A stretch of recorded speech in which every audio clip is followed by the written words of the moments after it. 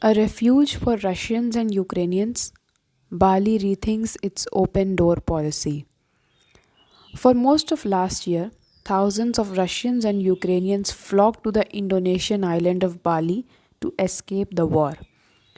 There, they found refuge in a tropical paradise where locals rolled out the welcome mat for Ukrainians fleeing the shelling and Russians dodging the draft.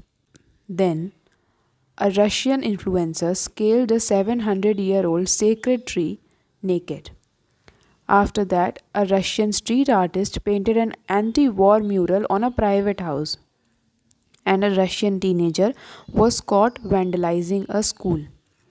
A string of recent motorbike collisions involving Russians and Ukrainians has raised questions about traffic safety on the island. Now, the once welcoming Balinese people have had enough. Confronted with a barrage of complaints, the governor of Bali, Wayan Koster, announced earlier this month that he asked the Indonesian government to revoke Russia's and Ukraine's access to the country's visa on arrival program. He said many of those who have flocked to Bali to avoid the war have not only violated a number of local laws but have been seeking jobs while on short term tourist visas.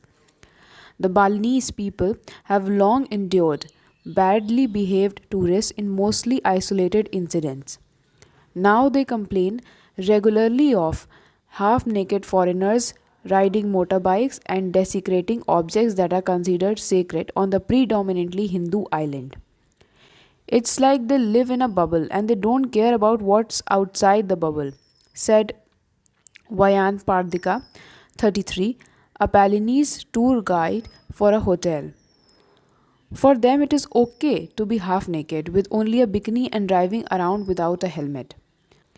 The Balinese were initially sympathetic to the plight of the new emigrants. Many extended credit for car and home rentals to Russians who found themselves cut off from the international payment system because of sanctions. After being sealed off for 2 years during the pandemic, they were eager for income. But later they discovered that many Russians had taken on jobs on the island as surfing instructors and tour guides. Some started their own car and home rental businesses, violating the laws governing tourist visas and taking away from local income. Many Balinese say part of the issue is that the authorities are struggling to cope with the sudden influx of Russians, who now make up the second biggest group of tourists on the island after Australians.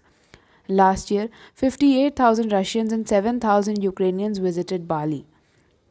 In May 2022, the Indonesian government added Russia and Ukraine to the list of countries eligible for its visa on arrival program. The visas allow Russians and Ukrainians and citizens from other 85 countries to stay for an initial period of 30 days and for another 30 days if they apply for an extension.